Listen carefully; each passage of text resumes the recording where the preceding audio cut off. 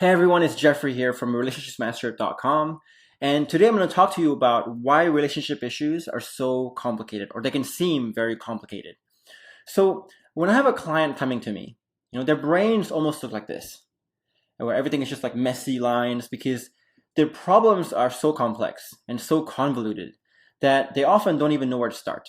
You can ask them like, what is going wrong, but they don't even know where to start. And then they start like putting their heads like this and they can't figure out what's wrong. And it can make them feel very hopeless and very sick just thinking about it, right?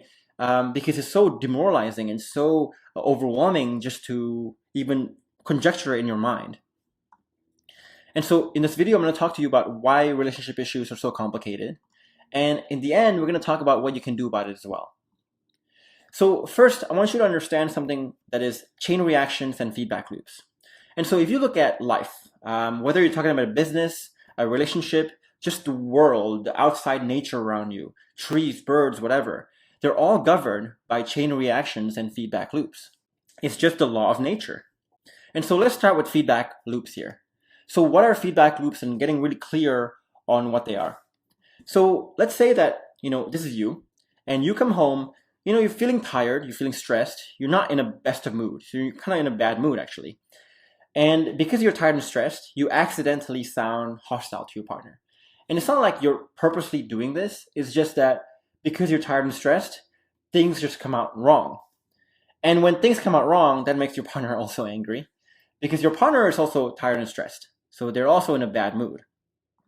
And they get very defensive, and they also get very hostile, and they might say something in the wrong way to you too, and that makes you even angrier. Then you being angry makes your partner even angrier, and this cycle just keeps going. This feedback loop keeps going until, bam, right? You're in all-out war. You guys are screaming, you guys are arguing late into the night, and everything is just chaos and just like messy, right? So the other thing is chain reactions.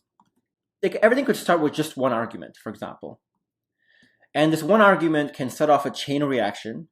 And who knows what this chain reaction is? It could be one of many things. And just like the butterfly effect, that one argument can cause a lot of different effects. So you might find yourself not wanting sex anymore. So no more sex in your relationship. You might feel very bitter and defensive. You might have a lot of baggage, a lot of repression because of that. You find it hard to love each other. Like you feel like loving each other is like this obligation that you have to do because you don't want it, but you have to. You have thoughts of cheating, or maybe even, you've cheated. You have no motivation to invest in the relationship. Or you start to grow apart and have very conflicting goals that seem very irreconcilable. And the thing is that chain reactions and feedback loops begin with just one instance. And just like the butterfly effect, that one event can lead to hundreds of ramifications down the line, even thousands. And so when I work with couples, I notice that relationships are always going in one of two directions. They're either thriving because the chain reactions and feedback loops are going on an upward trajectory, or they're heading for divorce because, again, the chain reactions and feedback loops are going downhill, right? So there's often no like in between. Everything is just up or down. And what's worse too is that all these effects here, this cause and effects that you see here, right? By the time we recognize the effects, by the time we are here on the right side, we have forgotten and failed to connect the dots of what happened on the left. So all these chain reactions can be so complex that we either forgot or we failed to connect the dots of what happened to lead to the effects. And because of this, you just can't help but facepalm yourself because you're just so overwhelmed by 1,000 things that are happening right now, all the wrong things that are happening. So what can you do about this? Well, here's where most people, I think, have it wrong. So first of all, they look at resources like articles, Google, their friends, books, and so on for advice on relationships. And the thing is that every book you pick, every friend you have, every article you read are going to give you different tidbits of what to try, right? And so a lot of couples, they're in the state where they're struggling and they have all these thoughts in their head, all these gray thoughts in their head of what to do, all the remedies that they learn from all these sources, right? But the problem is that they don't have time to do all of them. So they end up dedicating just 5% of the time on things that actually matter. because they're spread so thin that they can't focus on things that actually matter.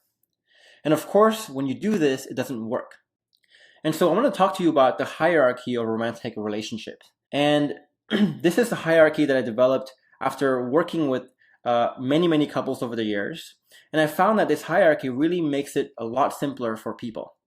So the foundational base of this hierarchy is something called emotional safety and psychological safety. And so you won't know what this means yet because we haven't talked about it yet. But emotional safety basically means, do you feel safe to openly express emotions to each other? So if you have an instance where you're very emotional, you come home, something is stressing you out at work, or maybe something your partner did really pissed you off, right? Do you feel free to express those emotions? If you feel the hesitation because either you're afraid that your partner might react really badly, or maybe you're afraid that your partner might reject you, or you're going to start an argument, then you have some lack of emotional safety there.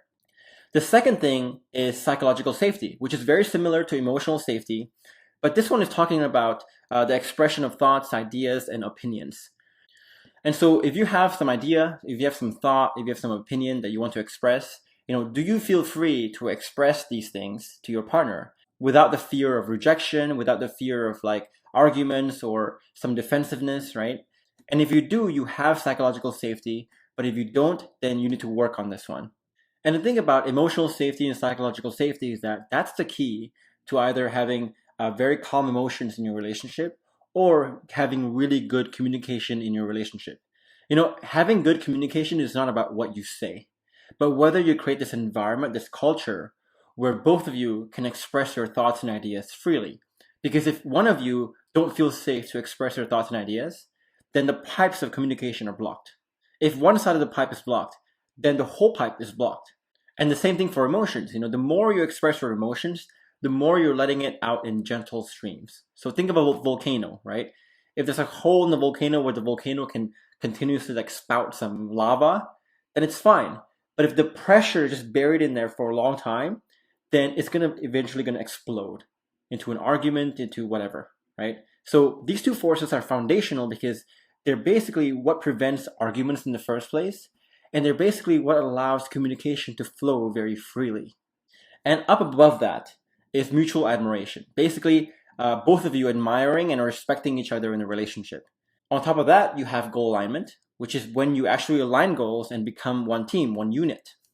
And then the top of this hierarchy is sexual passion, which is basically hot, steamy sex, which we all like. And the thing about this hierarchy, though, is that you must build this hierarchy in this order. So you cannot skip steps here. You cannot build force number 4, goal alignment, without building 1, 2, 3 first, for example. And you cannot skip steps. And so what happens if you skip steps? Well, I have a lot of clients coming to me and they say my partner does not respect me, doesn't admire me, and I'm sick of that. I want my partner to respect me. I'm their wife. I am their husband. They must respect me, right? So they want to build mutual admiration. But the thing is that they haven't built the safety. And so what happens is it becomes impossible to feel respect and to feel admiration if you cannot even communicate, if you're arguing all the time, or when you have a bunch of repression. If you are having all these conflicts, then how can you admire each other? It doesn't make sense, right? So you cannot force number 3 to happen if you haven't built number 1 and 2. Same thing for goal alignment. So a lot of people, they come to me with complaints about, hey, we have some really irreconcilable differences here, and we always argue about that. And then they want their partner to believe what they say or to adopt what they believe, and it's impossible because it's impossible to align on goals if you don't respect and admire each other. So it's impossible to get force number 4 here if you didn't even create force number 3. Why? Because you have this power struggle. If you don't admire each other, whatever ideas, whatever suggestions, whatever goals your partner has, you're not going to respect that. And you're going to think that your goals, your ideas are better. And when that happens, you cannot even align on goals. You can't even begin to align on goals. I have a lot of people too who want to create sexual passion. So they haven't had sex for months, and they want to figure out how can we revive this? And again, it's impossible to revive sexual passion or to be in the mood for sex when you have so many conflicts, when you haven't had the foundations of forces number 1 and 4, or 1 through 4, built and mastered. And so again, you must build this hierarchy in this order. If you skip steps, if you miss some of the foundational stuff, it's just going to crumble. It's like building a house on bad foundations. Your house can stay erect for like maybe a day or two, maybe a couple of weeks, but then eventually, because of the bad foundations, it will just crumble, right? So a lot of people, for example, they go to like a sex therapist because they haven't been having sex, right? Well, the problem is that sex therapist is focusing on this top right now, but they haven't focused on all the other 4 forces before it. And so what happens, right? They go to the sex therapist, they learn a bunch of things, and they try it at home, and it works for like a week, maybe 2 weeks, but then everything just comes crumbling down again to the very beginning. And again, it doesn't work because you haven't built the foundations. And so why is this hierarchy so useful? Why is understanding this even useful? Well, for one, you only need to think about 5 things instead of 100 things, because you only have 5 problems here that you need to really care about. And these are the most important sources of the chain reactions and feedback loops that we talked about. And it also allows you to very easily find a root cause to your issues. So let's say here that you're having some problems with sexual passion.